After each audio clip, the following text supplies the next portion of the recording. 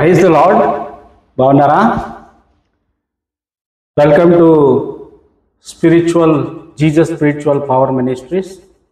Jesus spiritual power ministries. కొంచెం videos పెట్టడానికి time దొరకట్లేదు, ప్రార్థన చేయండి నా గురించి. అండ్ నా వీడియోస్ని రెగ్యులర్గా వాచ్ చేయండి, దానివల్ల ఎంతో జ్ఞానాన్ని సంపాదించుకుంటారు దేవుని పట్ల. ఎందుకంటే అనేక దుర్బోధలు, అనేకటువంటి బోధలు వచ్చాయి కాబట్టి, సో ఏది సత్యము ఏది అసత్యం అనేటువంటిది పరీక్షించి మనం తెలుసుకోవాల్సిన సమయము వచ్చింది. ఓకే, సో కాబట్టి ఇప్పుడు ఏంటంటే చాలా అతి ముఖ్యమైనటువంటి మనిషి మనుగడకు సంబంధించిన, మనిషి మానసికానికి సంబంధించినటువంటి విషయాలు ఎన్నో ఉంటాయి. అందులో అతి ముఖ్యంగా తీసుకున్నట్లయితే దయ్యం గురించి. నేను ఆల్రెడీ ఇంతకుముందు వీడియోలో చెప్పాను కదా, చేతబడుల గురించి, మంత్రాల గురించి, చింతకాయలు రాలవని చెప్పేసి ఉన్నాయి కదా. సో మరి ఒక కొత్త అంశం నేను మీ ముందుకు తీసుకొస్తున్నాను. దేవుని ప్రేరేపణను బట్టి నాకు ఎన్నో విషయాలు ప్రేరేపణ వల్ల కలుగుతుంది కాబట్టి, సో ఆ విషయాలన్నీ నేను మీ ముందుకు తీసుకొస్తున్నాను. ఆత్మీయ విషయాలు, మర్మమైన విషయాలు. అంటే ఇప్పుడు చెప్పే ప్రతి విషయాలు ఏంటంటే అందరికీ అర్థమయ్యే విషయాలు కాదు. అంటే నాకేదో అర్థమవుతుంది, నేను గొప్పవాడిని అని కాదు. చెప్పాను కదా, నేను చిన్నప్పటి నుంచి దేవుని పట్ల నాకు ఉన్నటువంటి అమోఘమైనటువంటి తృష్ణ, ఇష్టము, అవన్నీ చిన్నప్పటి నుంచి ఆ కనెక్టివిటీలో ఉన్నా కానీ నేను వర్క్ చేయలేదు దేవుని కోసం. సో నా యొక్క దైనందిన జీవితంలో, నా యొక్క లైఫ్ బిజీలో, అంటే ఈ పరమైనటువంటి పనులలో నేను మునిగి, ఈ లోకంలో ఉన్నటువంటి శాశ్వతం అని అనుకొని, లోకంలో ఉన్న వాళ్ళంతా అదే ప్రేమ అని పిచ్చిగా వెళ్ళాను నేను. ఎవరినైతే అమితంగా ప్రేమించానో, ఎవరైతే నేను గుండెలో పెట్టుకొని నేను వాళ్ళందరినీ ప్రేమించానో, అందరు నన్ను విడిచిపెట్టి వెళ్ళిపోయారు, ఒంటరిగా నిలబెట్టారు. నాకు అనిపిస్తుంది, దేవునికి దగ్గర కావాలంటే మనం ఏదైతే ప్రేమించామో అదే నిజం అనుకుంటామో, అవన్నీ మెల్లిమెల్లిగా వెళ్ళినప్పుడు ఆ టైంలోనే దేవుడు బాగా పనిచేస్తాడేమో అనిపిస్తుంది. అంటే బాగా దగ్గరే ఈ సమయంలో చాలా విషయాలు తెలుసుకున్నా నేను. నా జీవితంలో జరిగిన చాలా విషయాలు, ఆరోగ్యపరంగా కానీ, కోవిడ్ నాకు 2 సార్లు వచ్చాయి, చాలా ఇబ్బంది పడిన ఆ టైంలో. నన్ను నమ్ముకున్న వాళ్ళు ఎవ్వరు, ఇప్పుడు కేవలం నేను ఒంటరిగా మిగిలాను. ఇంకొక రకంగా చెప్పాలంటే అందరూ ఉన్నా కానీ ఒక అనాథలాగానే ఉన్నాను. అయినప్పటికీ ఆ మాట మాట్లాడకూడదు, ఎందుకంటే యేసుక్రీస్తున్నంత వరకు ఆయన యుగంలో ఉంటాడు కాబట్టి. నేను తాత్కాలికమైన జీవితం, మహా అంటే ఎంత వయసులో మనము 100 ఏళ్ళు బతుకుతామా ఏంటి? లేదు కదా. సో ఆయన ఎల్లప్పుడూ మనతోనే ఉంటాడు, మనల్ని నడిపిస్తాడు. ఆయన ఉంటే చాలు, అంతే. సో అది నేను చెప్పడానికి చిన్న సాక్ష్యము. ఈ మనిషి యొక్క ప్రవర్తన, ఈ మనుషుల యొక్క అలవాట్లు బట్టి అసలు యాక్చువల్గా అంటే ఈరోజు టాపిక్ ఏంటంటే, ఒక మనిషికి దెయ్యం పట్టింది అని మనకు ఎలా తెలుస్తుంది, లేదా అందరికీ ఎలా తెలుస్తుంది? ఒక మనిషికి దెయ్యం పట్టింది అని ఎలా తెలుస్తుంది? పట్టిన తర్వాత దాన్ని ఎలా విడిపించాలి? ఇది చాలా ముఖ్యమైనటువంటి, రహస్యమైనటువంటి, అలాగే మర్మమైనటువంటి విషయాలు. చాలామంది రకరకాలుగా వాటిని ప్రోత్సహిస్తున్నారు, తప్పుడు మార్గాల్లో వెళ్ళిపోతున్నారు. నేను అన్యుల గురించి చెప్పటం లేదు, కానీ క్రీస్తు పేరు చెప్పుకొని మేము క్రైస్తవులను చెప్పుకునే వాళ్ళు కూడా చండాలమైనటువంటి పనులు చేస్తూ ఉన్నారు. వాళ్ళందరికీ హెచ్చరిస్తున్నాను ఈ వీడియో ద్వారా. ఎందుకంటే మీరు ఉంటే వెచ్చగానైనాను, లేదంటే చల్లగానైనాను ఉండాలి. నులివెచ్చనగా ఉంటే నేను ఆ నోటితో నేను ఉమ్మి వేస్తానండి. అంటే డబల్ గేమ్. ఈ డబల్ గేమ్ పర్సన్స్ ఎక్కువ ఉన్నారు క్రైస్తవుల్లో. దేవుని పేరు చెప్పుకోవడము, పాప పనులు చేయడం.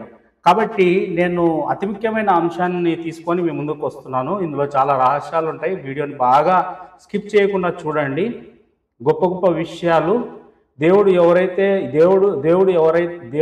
ఎవరినైతే బాగా ప్రేమించాడో, ఎవరికైతే తెలియజేయాలనుకున్నారో ఆ మర్మమైన విషయాలు తెలియజేయడం వల్లనే మనందరికీ తెలుస్తుంది. ఇప్పుడు మాట్లాడుతున్న నేను కూడా ఆత్మలో మాట్లాడుతున్నాను, కానీ ఆయన ఆత్మ ద్వారా, ఆయన అనుగ్రహించినటువంటి ఆత్మ ద్వారానే నేను కూడా తెలుసుకుంటా ఉన్నాను. కాబట్టి ఒకసారి అంశంలోకి వెళ్దాం. మన టాపిక్ ఏంటంటే, ఒక మనిషికి దెయ్యం పట్టింది అని ఎలా తెలుస్తుంది? మీరు చిన్నప్పటి నుంచి దెయ్యం గురించి విని 100 మందిలో 99% మంది దెయ్యం గురించి భయమే ఉంటుంది. దెయ్యం గురించి మాట్లాడితే అదేదో మన జీవితాన్ని ఊరికే మాట్లాడినా మాత్రమే మనకేమో అయిపోతుందనే భయంతో, లేకపోతే ఊహలు ఎక్కువ ఉంటాయి. జనరల్గా ఈ దెయ్యం అనే కాన్సెప్ట్ మన నానమ్మలో, లేకపోతే ఈ స్టోరీసో, లేకపోతే ఈ సినిమాల ద్వారానో వీటి వల్ల తెలుస్తుందే కానీ అదే నిజం కాదు కదా. అసలు నిజం బైబిల్ అనేది సత్యము, అలాగే యేసుక్రీస్తుల వారు సత్యం. నేనే మార్గము జీవము సత్యమునై ఉన్నాను, అంతే ట్రూత్. కాబట్టి ఈ ట్రూత్ అనేది రివీల్ చేయాలి కదా అసలు ఏంటి అనేది.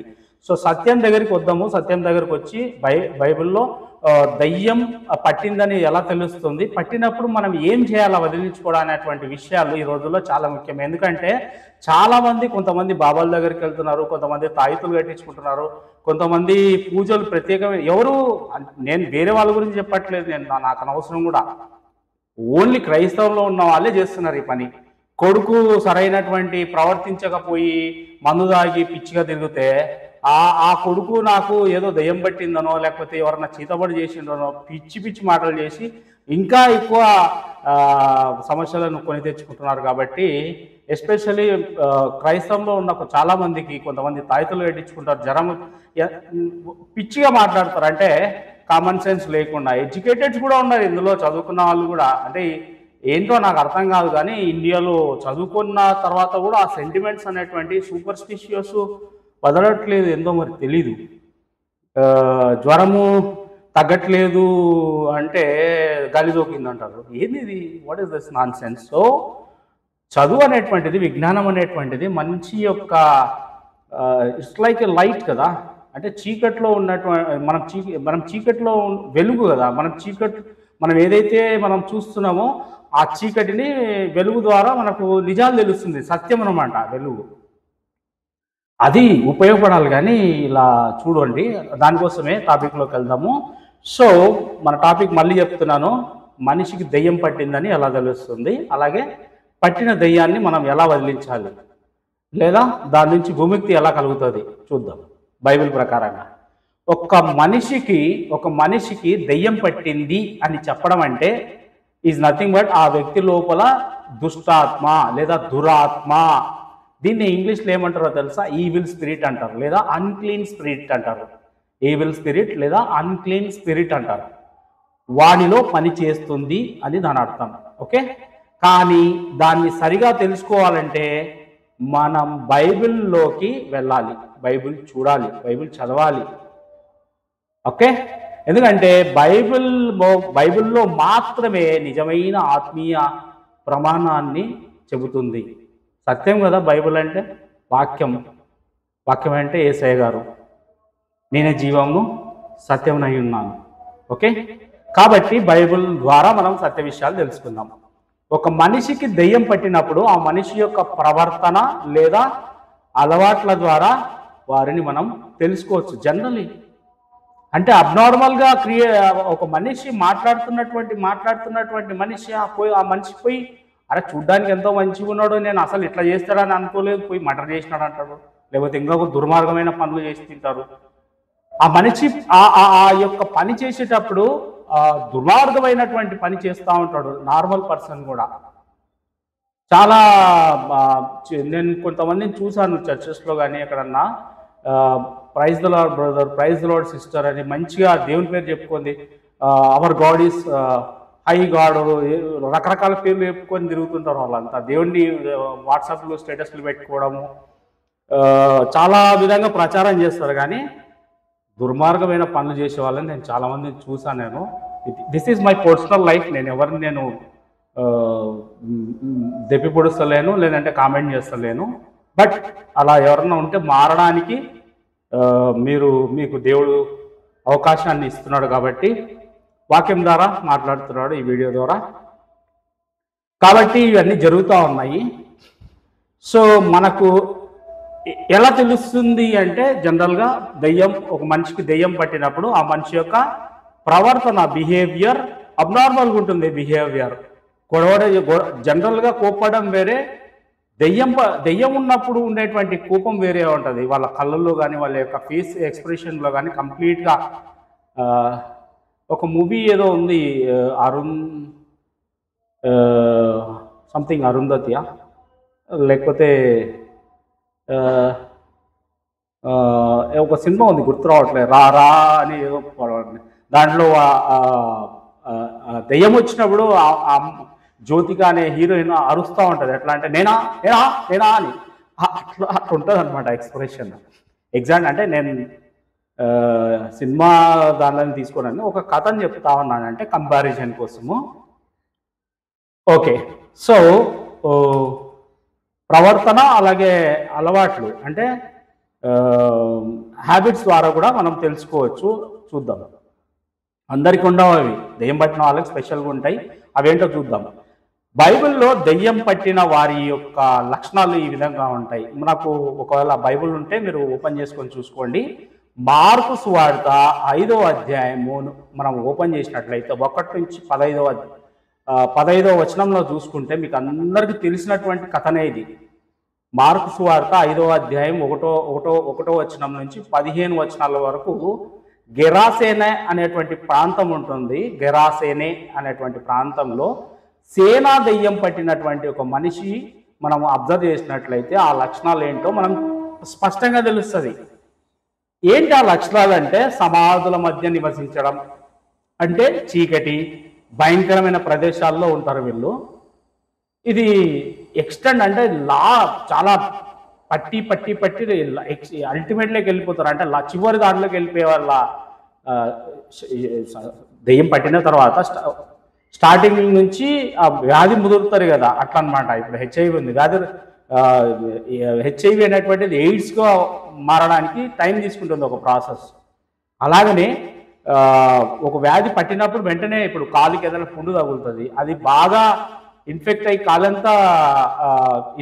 కాలంతా ప్రమాదానికి గురి కావడం, కాలు తీసేసే పరిస్థితికి వస్తుంది అనమాట. అంటే స్టార్టింగ్ స్టేజ్ వేరే ఉంటుంది. ఇది వచ్చేసి స్టార్టింగ్ స్టేజ్ కాదు, ఎండింగ్ స్టేజ్. ఇది అంటే పూర్తిగా ఇంకా లాస్ట్ చంపేసుకుంటుంది అనమాట దయ్యం.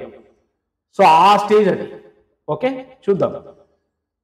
సమాధుల మధ్య నివసించడం, చీకటి భయంకరమైన ప్రదేశాలలో నివసించడం, గొలుసులతో కట్టలేకపోవడం, ఆ మనిషిని గొలుసులతో బంధించలేకపోవడం, అంటే అతీతమైన శక్తి ఉండడం వాళ్ళలో, రాత్రింబగళ్ళు కేకలు వేయడం. వీళ్ళు అంటే దెయ్యం పట్టినటువంటి వ్యక్తుల గురించి చెప్తున్నాను నేను. తన శరీరాన్ని కోసుకోవడం, గాయపరచుకోవడం లాంటివి జరుగుతాయి అన్నమాట. ఏది దెయ్యం పట్టిన లక్షణాలు.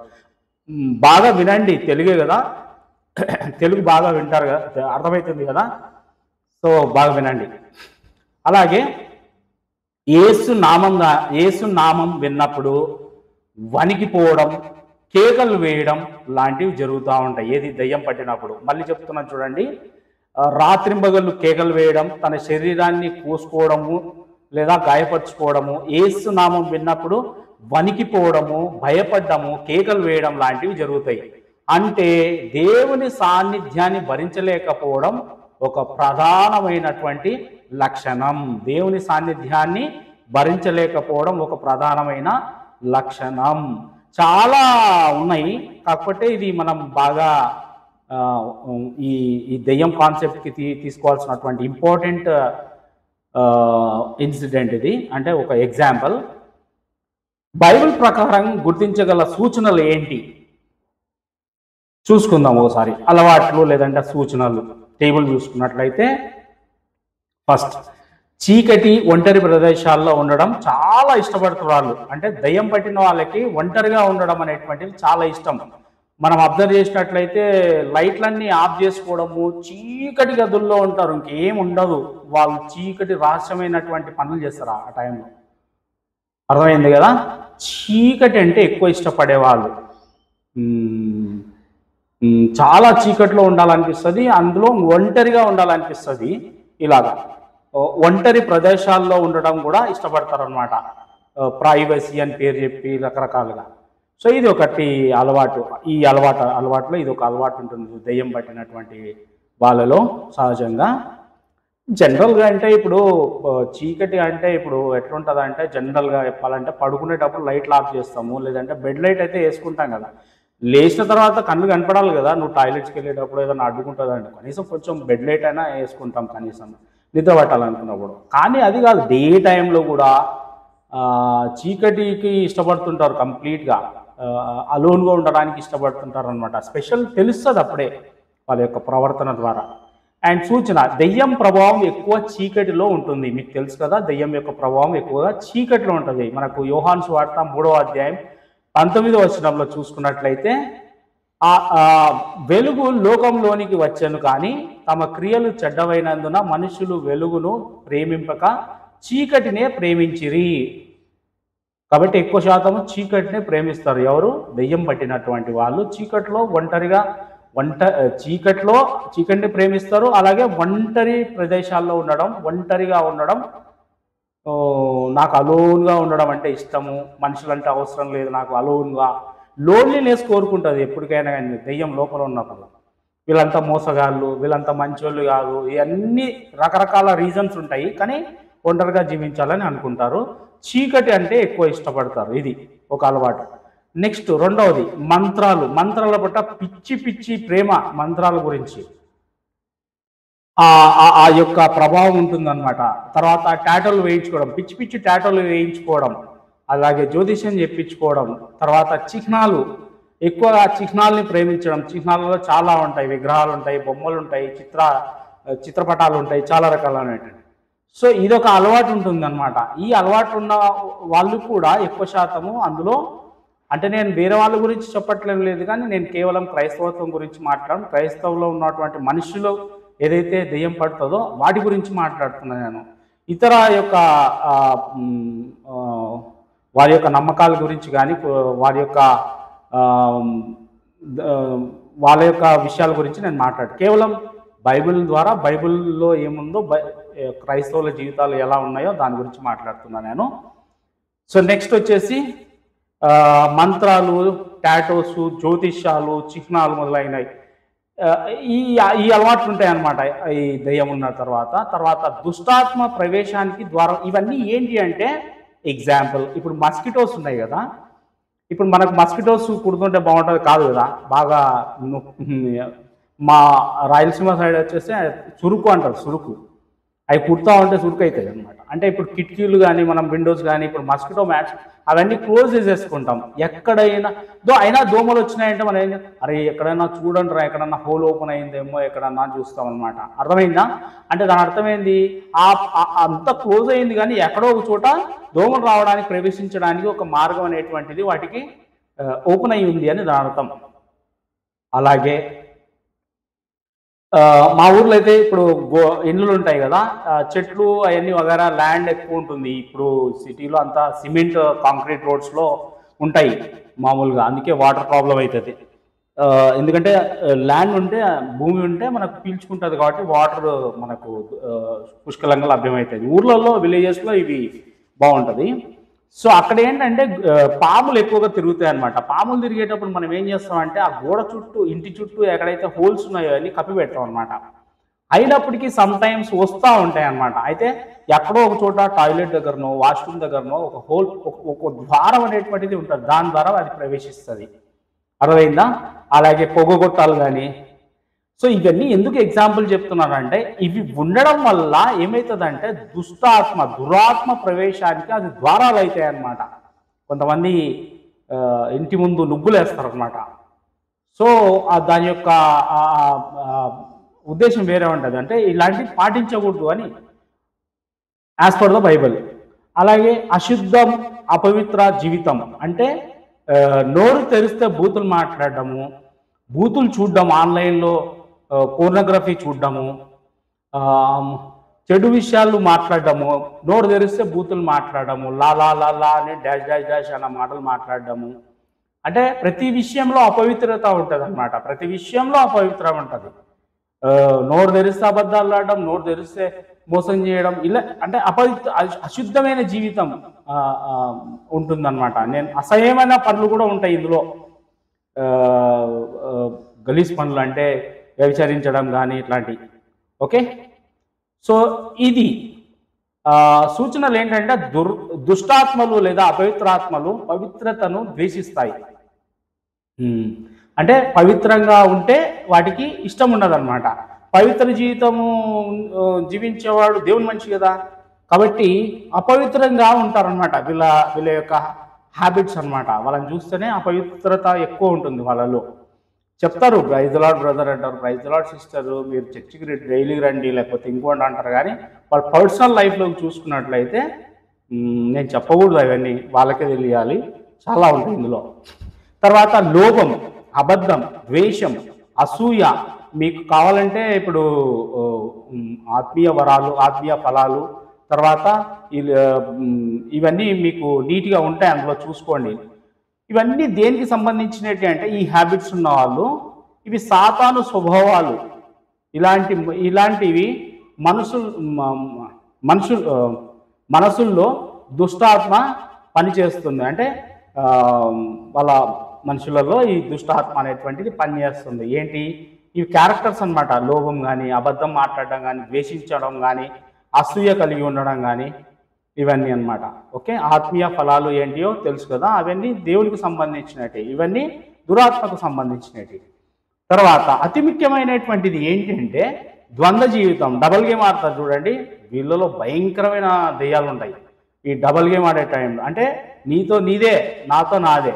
వాడు అంటాడు, ఇప్పుడు నాకు జరిగిన విషయాలలో నాకు సొంత వాళ్ళే, ఎవరో కాదు, దూరమైన వాళ్ళు కాదు, కానీ చాలామంది నన్ను మోసం చేశారు. ఎట్లా అంటే నిన్ను నమ్ముకొని నీతో మాట్లాడేదే వేరే వాళ్ళ గురించి ద్వేషంగా చెప్తారు. డబల్ గేమ్ వాళ్ళు ఇట్లా ఉంటారు. ఎగ్జాంపుల్ చెప్తున్నా, నాకు ఒకడు నష్టం కలిగిస్తున్నారు, నా గురించి అన్ని విషయాలు చెప్పడము, తర్వాత నన్ను ఎక్కడైనా ఇరికియడం కానీ, ఇలాగ చేసే వాళ్ళ గురించి మనం ఇంకొక మనిషి మన వాళ్ళే, మనకు బాగా సొంత రక్తం కలిగిన వాళ్ళే ఉంటారు పక్కల.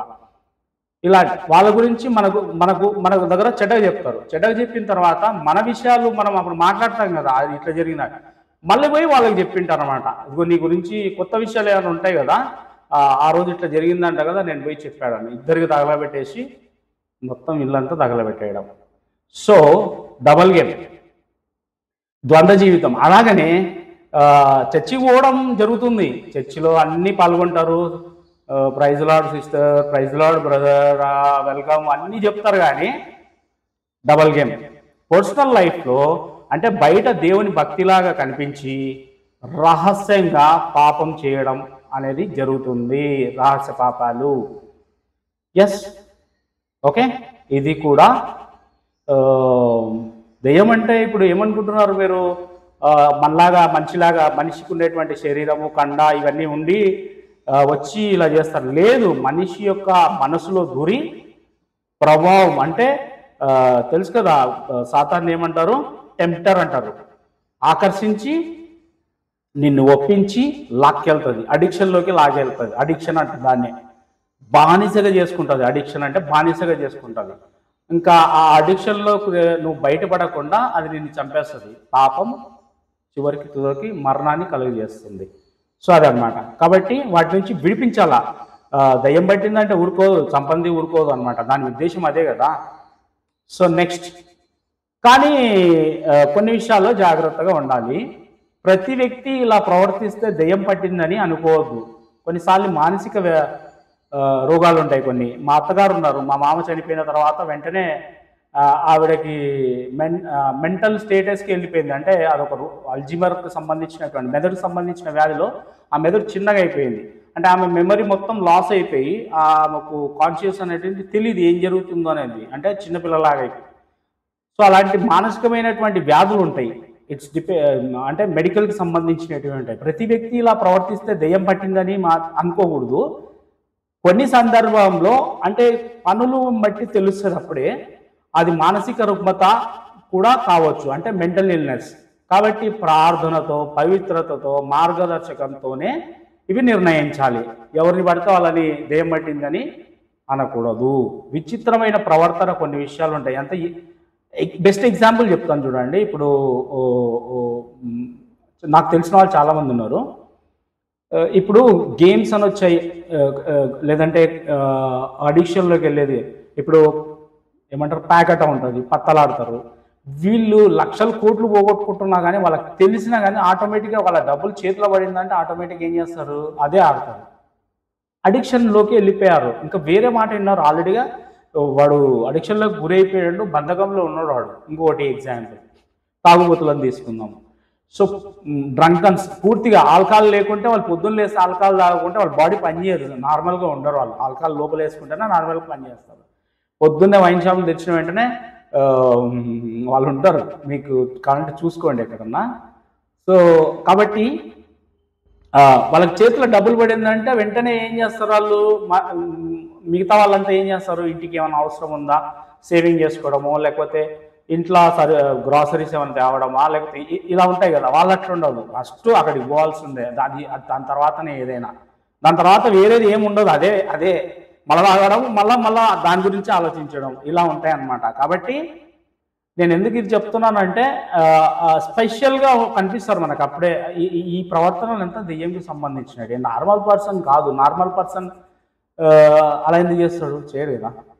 సో కాబట్టి అది గుర్తించడానికి మనకు ఆత్మీయ మార్గం కావాలి. పరిశుద్ధాత్మ మనకు దేవుడు నడిపిస్తాడు, మనకు తెలియజేస్తాడు. ప్రియులారా, అనేకమైన అబద్ధ ప్రవక్తలు లోకంలోనికి బయలుదేరి ఉన్నారు కనుక ప్రతి ఆత్మను నమ్మక ఆయా ఆత్మలు దేవుని సంబంధమైనవో కావో పరీక్షించాలి. అంటే ప్రతి ఆత్మను మనం పరీక్షించాలంటే పరిశుద్ధాత్మ ద్వారా మనము ఆ ఆత్మలు దేవునికి సంబంధించినటియా దెయ్యానికి సంబంధించినటియా అని తెలుసుకోవాలని ఈ విషయం చెప్తుంది. అంటే 1 యోహాను 4వ అధ్యాయం 1వ వచనంలో ఉంది. 1 యోహాను 4వ అధ్యాయం 1వ వచనంలో ఉంది. సో పరీక్షించాలి. పవిత్రాత్మ లేదా పరిశుద్ధాత్మ ఉన్న వారికి ఈ జ్ఞానం ఉంటుంది. అంటే ఈ తేడా ఆధ్యాత్మికమైనటువంటి జ్ఞానం ఉంటుంది. సో నేను అంటే నా స్నేహితుడు ప్రవీణ్ పగడాలు ఉన్నాడు కదా, నేను ఆయనతో కలిసి పనిచేయాలని. ఎందుకంటే నేను ఎప్పుడైతే దేవునిలోకి అంటే కంప్లీట్గా నేను మారి నా జీవితం దేవునికి సమర్పించుకొని దేవుని పని చేయాలనుకున్నప్పుడు నేను ప్రవీణ్ని కలిసినప్పుడు నేను చాలా ఏడ్చాను. ఏడ్చిన తర్వాత నేను నీలాగా కాలేకపోయాను, నేను ఇంత సేవ చేశాను, ప్రపంచవ్యాప్తంగా ఎన్నో ఊర్లు తిరిగావు, ఎంతో అంటే ఆయన ఏమన్నాడంటే దేవుడు పిలిచినప్పుడు దానికి లోబడడం కూడా మనిషికి తెలియాలి. కానీ నువ్వు అట్లాస్ట్ అంటే చివరికి నువ్వు వచ్చావు, నిన్ని గొప్ప సేవకుడిగా సేవ చేస్తావని చెప్పాడు. అంటే మాకు అది ఆ విషయం తెలుస్తుంది అని చెప్పిండు. నేను ఎందుకు చెప్తున్నానంటే ఆ కోఇన్సిడెంట్కి సంబంధించినట్టు రియల్ విషయాలు ఏవైతే ఉన్నాయో చెప్తున్నాను. అంటే మాకు తెలుస్తుంది అంటే నేను ఒంటరైనా అంటే ఎట్లా అంటే అది చెప్పలేం. కానీ పరిశుద్ధాత్మ దేవుడు ఉన్నప్పుడు మనం ఉన్నప్పుడు పరిశుద్ధంగా జీవించినప్పుడు విషయాలు తెలుస్తాయి అన్నమాట, ఏ ఆత్మ ఎలాంటిది అనేటువంటి విషయాలు. సో అలాగే నాకు గుర్తుంది.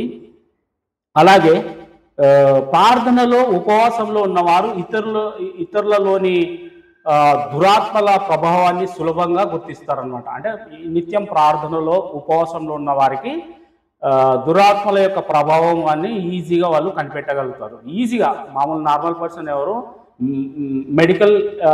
మెంటల్ ఇల్నెస్ ఉన్న పర్సన్స్ ఎవరు, దెయ్యం పట్టిన వాళ్ళు ఎవరు, వాళ్ళు ఈజీగా గుర్తుపట్టేస్తారు. Okay, next యేసుక్రీస్తులో భూమిక్తి. ఇప్పుడు పట్టిందండి, లక్షణాలు తెలిసిపోయినాయి, పట్టింది. ఇప్పుడు ఏం చేయాలా?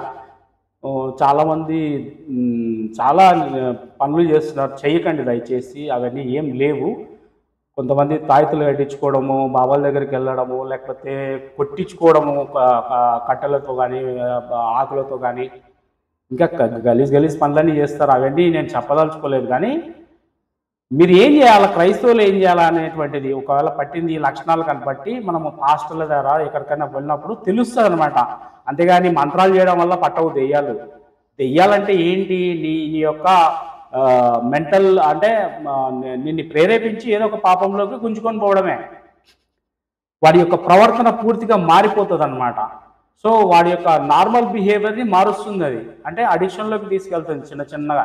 అంటే ఇంకొకటి ఇక్కడ బాగా గమనించినది ఏంటంటే, ఏ ప్రపంచంలో యూనివర్స్లో ఏ శక్తి ఉండదు మనిషిని స్వేచ్ఛను హరించడానికి. కాబట్టి వచ్చి మాట్లాడి మనతో మానసికంగా ఆత్మీయలో మాట్లాడి అవి ఆకర్షించి ఇంటర్నల్గా మనం మాట్లాడతాం కదా, ఆకర్షించి తీసుకెళ్తాయి. అంతేగాని నీ యొక్క కొంతమంది అంటారు, కొంతమంది నేను విన్నా, అంటే కొంతమంది సిస్టర్స్ అంటే ఒక సిస్టర్ ఏమనిందంటే, నాకు ఇవన్నీ నువ్వు అట్లా చేయడం వల్లనే నేను ఇవన్నీ చేసినానని, లేదంటే నేను మంచిదాన్ని అంటే, మంచిదాని అంటే అవన్నీ ఎందుకు చేస్తావు నువ్వు? నీ కాళ్ళతో నీ చేతులతో నువ్వు ప్రతి విషయము చేసేటప్పుడు నీకు గుర్తులేదా? నువ్వే. కాబట్టి నీ యాక్సెప్టెన్స్ దానిలోనే జరుగుతాయి. అవి కారణాలు అవన్నీ చెప్తే అయిపోతుంది, అట్లా ఉండదు. నీ యాక్సెప్ట్ అంటే మనిషిని యాక్సెప్ట్ చేసిన తర్వాతనే జరుగుతుంది అనమాట, గుంజుకొని పోతుంది అది అట్లా అనమాట. సో పట్టిన తర్వాత మనకి యేసుక్రీస్తులో విముక్తి ఎలా కలుగుతుంది? ఎందుకంటే మనం క్రైస్తవం కాబట్టి, క్రీస్తుని నమ్ముకున్నాం కాబట్టి, ఆయన నిజమైన దేవుడు అని నమ్ముకున్నాం కాబట్టి మనకు విముక్తి ఎలా కలుగుతుందో ఒకసారి చూసుకుందాం. ఓకే, సో ఇక్కడ ఏంటంటే, సో మనకు దెయ్యం నుంచి విముక్తి కలగాలంటే మనం క్రైస్తవులుగా ఏం చేయాలి? మనకి యేసుక్రీస్తులో మాత్రమే విముక్తి ఉంటుంది. బైబిల్లో ఈ విధంగా ఉంటుంది.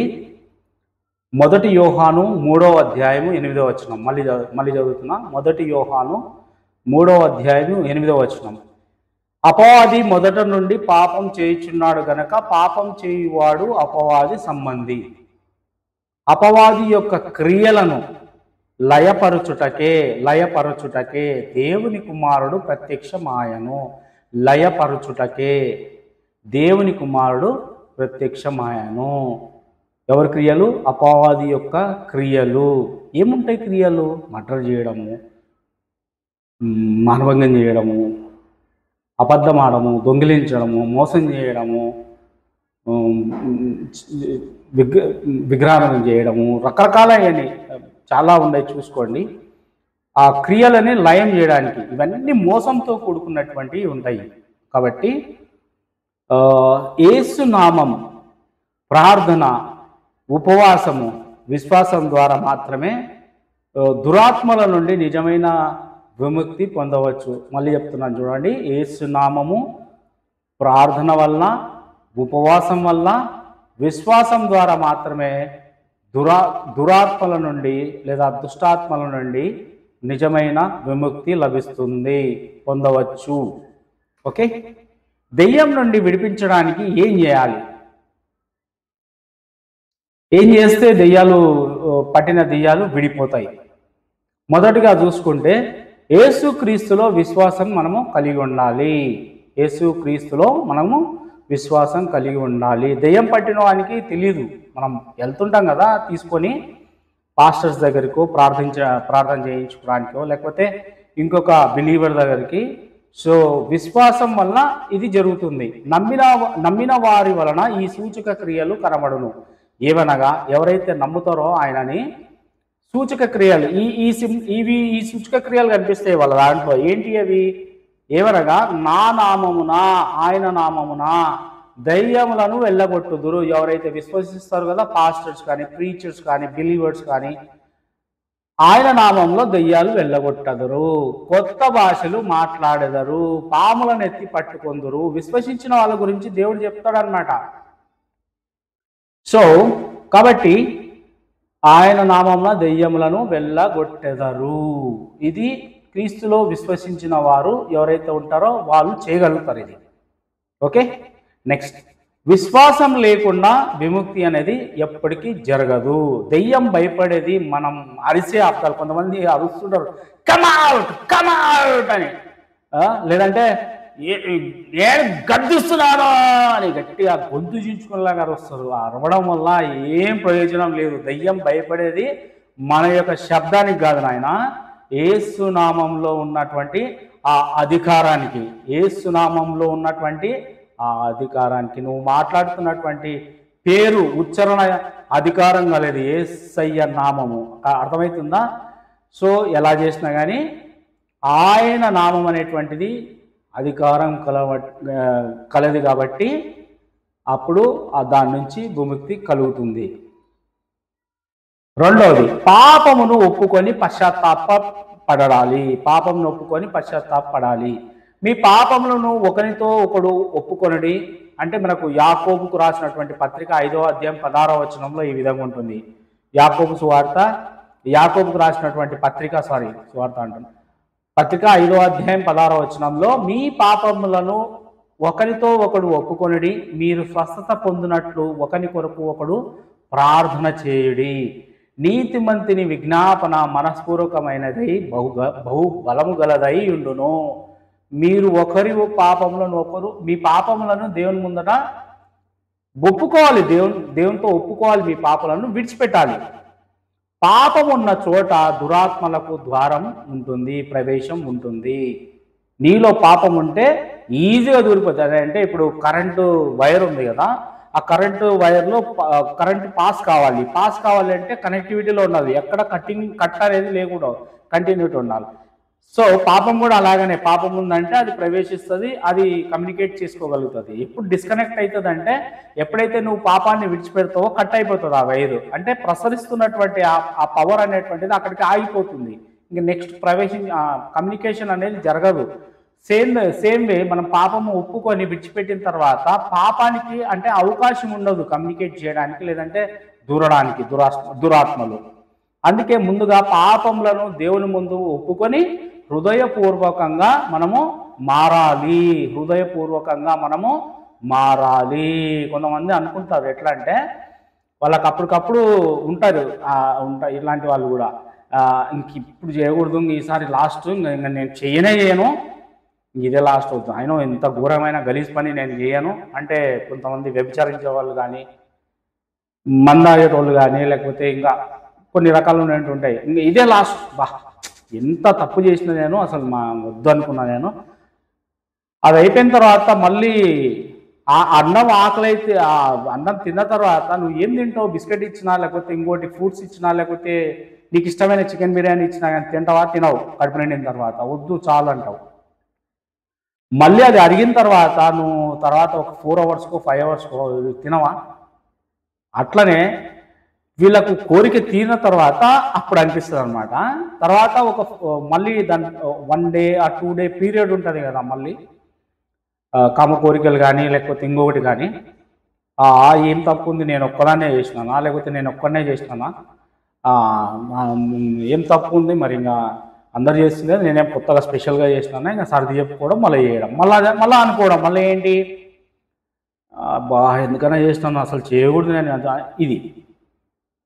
సో ఇలాగా నాకు కూడా అంటే నాకు కొన్ని హ్యాబిట్స్ ఉండే దేవునిలోకి పూర్తిగా రాకుండా ముందు నాకు ఒక స్నేహితుని ద్వారా నాకు చాలా అంటే స్మోకింగ్ హ్యాబిట్, ఆల్కహాల్ హ్యాబిట్ ఉండే. ఒక ఫ్రెండ్ ఉండే నాకన్నా సీనియర్, మాతో ఆడుకోవడానికి వచ్చి చిన్నప్పుడు. అప్పట్లో ఏం తెలుసు ఏందో అని వాళ్ళు తాగుతుంటే నేను తాగేవాడిని, ఇంకా అది అలవాటు అయిపోయింది. సో మనిషి అంటే ఎక్కువ శాతం పాపం అనేటువంటిది ట్రాన్స్ఫార్మ్ ఒకరి నుంచి ఒకరికి పాకుతుంది. అదేదో డైరెక్ట్ పట్టుకోవడం జరగదు, అది పరిచయం ద్వారా జరుగుతుంది. అందుకే దుష్ట సహవాసం మంచి నడవడిక చెరుపును. దుష్ట సహవాసం మనం చాలా వరకు చేసినటువంటి పాపాలు మనుషులు వచ్చి ప్రేరేపిస్తారు. అంటే జైరా బాగుంటుంది ఇట్లే ఐడియాస్ అన్నమాట.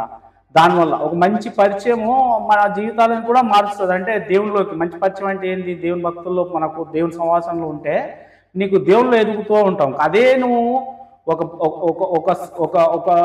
పర్సన్, ఒక ఫ్యామిలీలో నేను చాలా ఘోరమైనటువంటి స్థితి, ఒక అమ్మాయి ఉంటుంది, మ్యారీడ్ ఉమెన్. ఆ అమ్మాయి భర్త తాగుతున్నాడనో కొడుతున్నాడనో లేకపోతే ఏదో గొడవ చేస్తున్నాడని చెప్పేసి సొంత వాళ్ళ అక్క కొడుకుని తీసుకొచ్చి ఏదో సపోర్ట్ కోసం తీసుకొని వస్తే వాడు మిస్గైడ్ చేసి నీచమైన పనులు చేసినారు. అంటే భర్తకు తెలియకుండా వెళ్ళిపోయి వాళ్ళ ఇంటి నుంచి చాలా నీచమైన పనులు చేసుకున్నారు వాళ్ళు. అట్లాంటివి జరిగినాయి అవి. అంటే ఎందుకు ఇవన్నీ చెప్తున్నానంటే మీరు చేసేవాళ్ళు ఇలానే ఉంటారు. అంటే వీళ్ళకి దీన్ని బట్టి లోపల దెయ్యం పనిచేస్తుందా లేదా అనేది మనకు బాగా తెలుస్తుంది. అలాంటి పనులు ఎవరు చేయరు, అర్థమవుతుందా? సో కాబట్టి పాపం అనేటువంటిది ఈ పాపం చేయని వాళ్ళు ఎవరు లేరండి, నీతిమంతుడు ఒక్కడు లేరని దేవుడే చెప్తే నువ్వు దేవుని మాట రివర్స్ చెప్తావా? ఏంది ఉన్నాడు నేను ఇక్కడ ఉన్నానని దేవుడు అసత్యం చెప్తాడా? అంటే దేవుడే నువ్వు ప్రశ్నిస్తున్నావా? కాదు కదా. ప్రతి ఒక్కరు పాపం చేస్తారు. ఎందుకంటే ఆదాము నుంచి వచ్చినటువంటి ఆ DNA వ్యవస్థ పాపం చేయడానికి నేచర్ ఉన్నటువంటి ఈ శరీరము అవకాశాలు ఉన్నప్పుడు టెంప్టేషన్ వల్ల పాపం చేస్తాడు మనిషి. ఎవరు చేయడానికి కాదు, కొన్ని చెయ్యరు వేరే వాళ్ళు, కొన్ని దెయ్యాల ప్రభావం ఉన్న వాళ్ళు నీచమైన పాపములు కొన్ని ఉంటాయి. కొంతమంది పచ్చి కోడిని తింటారు. కొన్ని రకాలవి ఉంటాయి, అవి మనం మనుషులు చేసేటివి కాదు, అవి దెయ్యాలని పనిచేస్తాయి అవి. అలాగే యేసు నామమున దెయ్యాన్ని గద్దించాలి. ఓకే, యేసు నామమున దెయ్యమా ఈ మనిషిని విడిచిపో, వెళ్ళిపో అనేది గద్దించాలన్నమాట. దురాత్మలు యేసునామానికి వణుకుతాయి. ఫిలిప్పీలకు రాసినటువంటి పత్రిక 2వ అధ్యాయము 10వ వచనంలో చూసుకుంటే క్లియర్గా ఉంటుంది. యేసునామమున దెయ్యాన్ని విడిచి వెళ్ళమని దెయ్యాన్ని గద్దించాలి. ఓకే, విడిచిపో అని గద్దించాలి. కాబట్టి ఇది సాధారణ మాట కాదు, ఆత్మిక అధికారంతో కూడిన ఆజ్ఞ. ఆత్మిక అధికారంతో కూడిన ఆజ్ఞ. యేసునామమున గద్దించాలి ఆ దెయ్యాన్ని. ఓకే, 4వదిగా ఉపవాసంతో కూడినటువంటి ప్రార్థన మనకు ఉండాలి. ఉపవాసంతో కూడిన ప్రార్థన మనకు ఉండాలి. ఎందుకంటే కొన్ని చాలా ముదురు దెయ్యాలు అంటారు కదా, ఉంటారు అనమాట. అవి విడిచిపెట్టిపోవు, చాలా ఎంత ప్రార్థించినా కానీ. కొన్నిసార్లు ఏం చేస్తాయి, సో ఈ దెయ్యాలు పట్టినప్పుడు కూడా అప్పుడు ప్రార్థించినప్పుడు వెళ్ళిపోయి మళ్ళీ తిరిగి వస్తాయి. ఎందుకు వస్తే నేను తర్వాత మాట్లాడతాను. ఎందుకంటే తిరిగి ఆ పాపాలు చేయడం వల్ల, పాపాలకు అవకాశం ఇవ్వడం వల్ల తిరిగి వస్తాయి. ఉపవాసంతో కూడిన ప్రార్థన చాలా బలంగా ఉంటుంది. ఇలాంటి జాతి దెయ్యము ప్రార్థనతోనూ ఉపవాసంతోనూ తప్ప మరి ఏ విధంగా నిష్క్రమించదు, అంటే పోదు. మార్కు సువార్త 9వ అధ్యాయం 29వ వచనంలో చూసుకున్నట్లయితే మనకు తెలుస్తుంది. సో ప్రార్థనతోనూ ఉపవాసంతోనూ వెళ్ళగొట్టాల్సి వస్తుంది. కొన్ని దెయ్యాలు పట్టినప్పుడు అవి విడిపించడం కొంచెం కష్టమే. అలాంటప్పుడు మనం ఏం చేయాలి, ప్రార్థనతోనూ ఉపవాసంతోనూ మనము విడిపించడానికి అవకాశం ఉంటుంది. మీరు మార్కు సువార్త 9వ అధ్యాయం 29లో చూస్తే మీకు అర్థమవుతుంది. ఉపవాస ప్రార్థనలో పవిత్రాత్మ శక్తి లేదా పరిశుద్ధాత్మ యొక్క శక్తి ఎక్కువగా బలంగా ఉంటుంది. దెయ్యమున్న వ్యక్తి లేదా విముక్తి కోసము ప్రార్థించేవారు ఇద్దరు పవిత్రతతో ప్రార్థన చెయ్యాలి లేదా ప్రార్థనలో ఉండాలి. కాబట్టి కొన్ని గట్టి దెయ్యాలు ఉంటాయన్నమాట. కాబట్టి అవి వెళ్ళాలంటే అంత ఈజీగా వెళ్ళవు. సో అలాంటప్పుడు మనం ఉపవాసంతో మనము ప్రార్థన చేసినప్పుడు వెళ్ళిపోతాయి అన్నమాట. ఐదో విషయం, దేవుని వాక్యాన్ని ప్రతిరోజు వినాలి, చదవాలి. దేవుని వాక్యం కాంతి. దేవుని వాక్యం యొక్క కాంతి అది చీకటిని పారద్రోలి వేస్తుంది, అంటే దురాత్మ ప్రభావాన్ని వెళ్ళగొడుతుంది.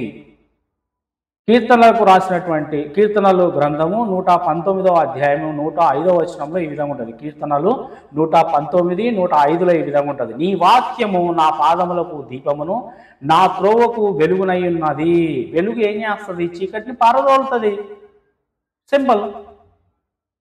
కాబట్టి ప్రతిరోజు ఎల్లప్పుడూ వాక్యాన్ని వినాలి, చదవాలి. 6వదిగా పవిత్రాత్మ లేదా పరిశుద్ధాత్మతో నింపబడాలి. పవిత్రాత్మ లేదా పరిశుద్ధాత్మ నిండినప్పుడు దెయ్యం ఉండే స్థలం అవకాశం లేదు. దేవుని ఆత్మ మీలో నివసించి ఉన్న ఎడల మీరు ఆత్మ స్వభావం గలవారే గాని శరీర స్వభావం కలవారు కానే కాదు. ఎవడైనను క్రీస్తు ఆత్మ లేనివాడైతే వాడాయన వాడు కానే కాడు. రోమా 8వ అధ్యాయము 9వ వచనంలో ఈ విధంగా ఉంటుంది.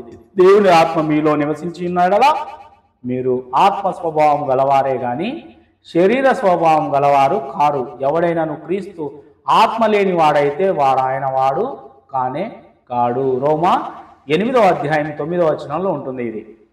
తర్వాత 7వ విషయం, సతత ఆరాధన మరియు సహవాసం కలిగి ఉండాలి. సతత అనేటువంటిది కొంచెం గ్రాంధికంగా ఉంటుంది. దాన్ని ఇంగ్లీష్లో మనం అర్థం చేసుకోవాలంటే డు నాట్ స్టాప్, కంటిన్యూటీ ఉండాలి. అంటే విసుక్కొనకుండా సంగోకుండా కంటిన్యూటీ ఉంటుంది ప్రార్థన, ఆరాధన, అలాగే సహవాసం. స్తోత్రాలు అంటే కొన్ని చర్చెస్కి పోయినప్పుడు నాకు మంచిగా ఆనందం అనిపిస్తుంది. కంటిన్యూగా ఆరాధిస్తుంటారు వాళ్ళు, పాటలు పాడుకుంటూ ధ్యానిస్తూ, కీర్తనలు పాడడం ద్వారా ఆత్మీయ వాతావరణము పవిత్రంగా ఉంటుంది ఆ ప్లేస్లో. వర్షిప్ చేసే వాళ్ళు, నాకు తెలిసినటువంటి ఒక తమ్ముడున్నాడు జాషువా అని. జాషువా ఆ చర్చిలో ఉన్నప్పుడు ఆయన వర్షిప్ చేసేటప్పుడు పూర్తిగా మునిగిపోతాడు అనమాట, కంప్లీట్గా. అక్కడ అంతా దేవుని యొక్క ఆ వెలుగు వాతావరణం కానీ బాగా స్పష్టంగా కనిపిస్తుంది అనమాట. అలా ఉంటుందన్నమాట ఆరాధించేటప్పుడు. అలాంటి టైంలో కూడా దెయ్యాలు నిలబడవు, ఆరాధన టైంలో పారిపోతాయి.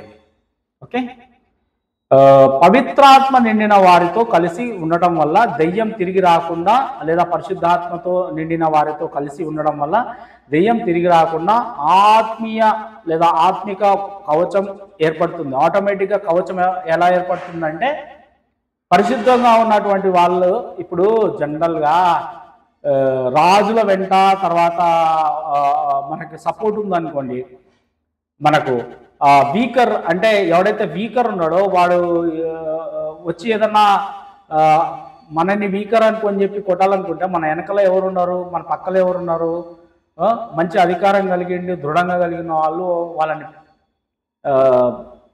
ఇట్లా చితికేస్తారు అనమాట. సో వాడు భయపడకుండా ఉంటాడు, పారిపోతాడు కదా. ఇంతే, సేమ్ అంతే. పవిత్రంగా పరిశుద్ధాత్మతో నిండిన వాళ్ళు ఎవరైతే వాళ్ళకు సహవాసం కలిగి ఉంటామో ఆటోమేటిక్గా దెయ్యాలనేటువంటి భయపడి పారిపోతాయి అన్నమాట. ఎందుకంటే ఆ అధికారము దేవుడు వాళ్ళకి ఇచ్చాడు. ఎవరికి? పాస్టర్స్ కానీ, ప్రీచర్స్ కానీ, బిలీవర్స్ కానీ. వాళ్ళు జనరల్గా మాట్లాడుతుంటారు కానీ మాటలు అంటే చాలా సో పవర్ఫుల్ అండి. మీరు నార్మల్గా ఎవరిని పడితే వాళ్ళని శపించడం, ఎవరిని పడితే వాళ్ళని దూషించడం కానీ, ఎవరిని పడితే వాళ్ళని మాటలు ఎలాగంటే అలాగ వాడొద్దండి. ప్రతి మాటకు మీరు లెక్కప్ప చెప్పాలని చెప్పేసి మీకు బైబిల్లో క్లియర్గా ఉంది. దాన్ని బట్టి చాలా పవర్ ఉంటుంది మాటల్లో. సో అదనమాట. ఓకే, 8వ జాగ్రత్త కొన్ని ఉంటాయి, జాగ్రత్త విషయాలు ఏంటంటే బీ కేర్ఫుల్. తిరిగి ఆ ద్వారం తెరవకూడదు. ఒకసారి డోర్ క్లోజ్ అయింది కదా దెయ్యం రాకుండా ఉండడానికి. ఇప్పుడు డోర్ క్లోజ్ అయినప్పుడు కొంతమంది విషయంలో ప్రార్థన చేస్తారు, దెయ్యాన్ని విడిపించుకుంటారు, దాని తర్వాత మళ్ళీ వచ్చి అదే ప్రవర్తన ఉంటుంది. రీజన్ ఏంటి? ఆ కారణం అంటే దెయ్యం వెళ్ళిపోయిన తర్వాత మనిషి తన గుండెను ఖాళీగా లేదా హృదయాన్ని ఖాళీగా ఉంచితే అది మరింత దెయ్యాలను తీసుకొని వస్తుంది. ఎప్పుడైతే దెయ్యం వెళ్ళిపోయిందో, దెయ్యం వెళ్ళిపోయిన తర్వాత అక్కడ ఆ ప్లేస్లో ఎవరిని కూర్చోబెట్టుకోవాలి? దేవుణ్ణి తీసుకొచ్చుకొని కూర్చోబెట్టుకోవాలి. అంటే వాడు చర్చికి వెళ్ళాలి, ప్రార్థించాలి, వాక్యం చదవాలి, దేవుని యొక్క పనులు ఉంటాయి కదా, వాటిలో నిమగ్నం కావాలి. లేనప్పుడు ఏమవుతుందంటే అది ఖాళీ అవుతుంది. మత్తయి సువార్త 12వ అధ్యాయము 43 నుంచి 45 చదువుకుంటే ఇదే ఉంటుంది.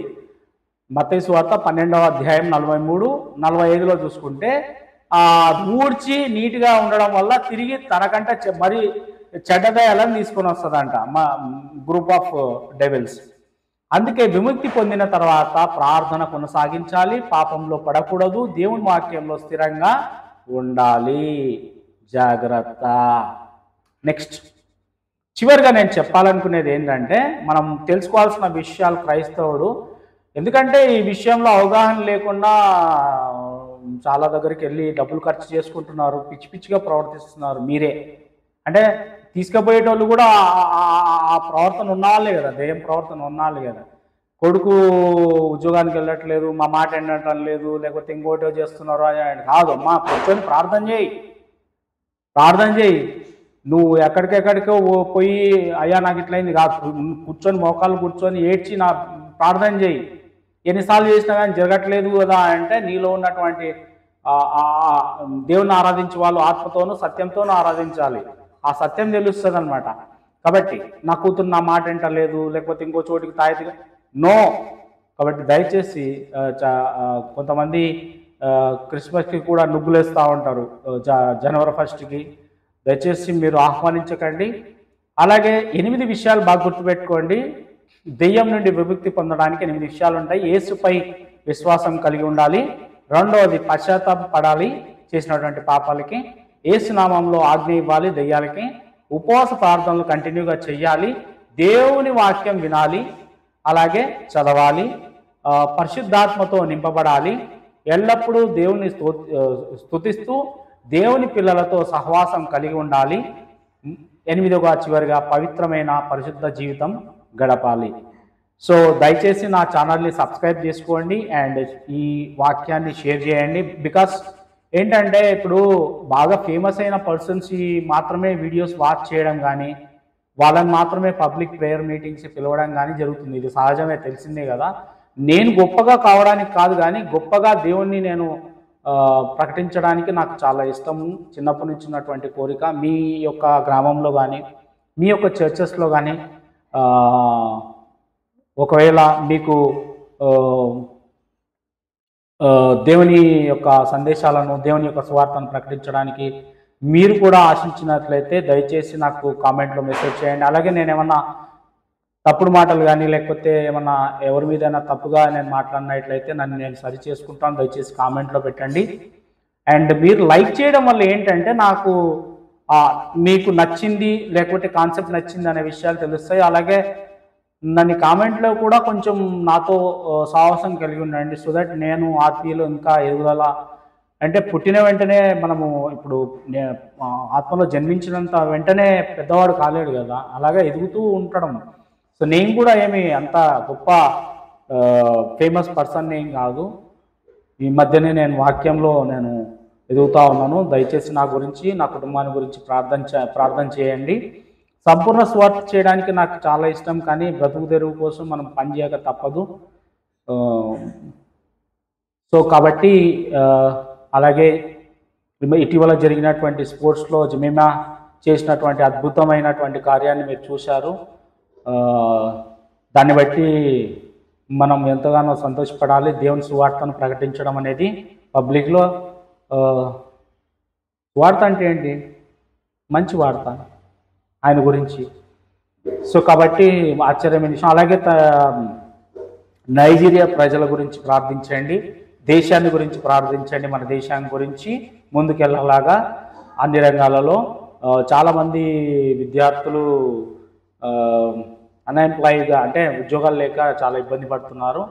వారి గురించి ప్రార్థన చేయండి. అలాగే ఇటీవల జరిగినటువంటి యాక్సిడెంట్ అయితేనేమో బస్సు ఫైర్ యాక్సిడెంట్ కానీ వాళ్ళ కుటుంబాల గురించి ప్రార్థన చేయాలి. Thank you. అండ్ కామెంట్స్ ద్వారా దయచేసి నాతో మాట్లాడండి. అలాగే లైక్ చేయండి. దాని ద్వారా మీకు ఈ సందేశం అనేటువంటిది ఇష్టపడ్డారని తెలుస్తుంది. Thank you. God bless you.